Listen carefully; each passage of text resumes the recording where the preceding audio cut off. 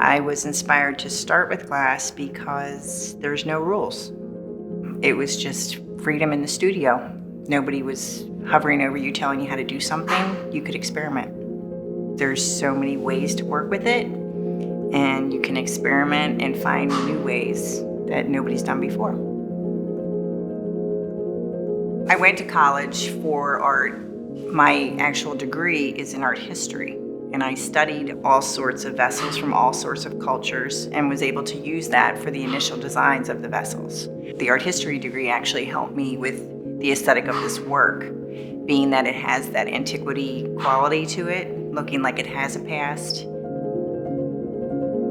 After getting comfortable with working on the vessels, you become proficient with the technique, and then you're able to experiment and bring your own designs in. When you do pate de verre, at least the way that I do it, I work with wax. So I'll create a wax form of a vessel, and that will be a canvas for me to carve on, add textures to. And then once the mold is made, there's another canvas where you get to apply color and do it in a very painterly fashion. The heads were tricky because I wasn't planning on doing the head. So it was kind of like solving a puzzle. And eventually I went to just casting the entire head in solid glass and electroplating copper onto portions of it, which would allow me to patina it and add some color to the piece and more texture. And that was effective, but it was losing the pate de verre. My current body of work embodies the two things that I love the most, which is people and pate de verre. And I'm excited to see them together. Well, the most exciting thing to me, I think, is the chance.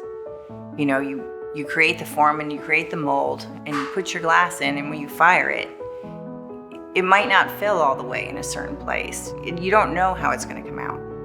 That is the most exciting thing when it comes out, and it's not exactly what you thought it would be, but it's better because it's chance and it's organic. And I love it when the copper grows through the glass because of the mesh that's inside and creates all these little nodulars that are coming through the glass. Things that I couldn't have planned that are just happening because of all the processes. I'm lucky that I have a passion to do what I do. I've had short times when I wasn't able to do what I wanted to do as far as making my work, and I know how important it is to me to make my work. It's what my life is about.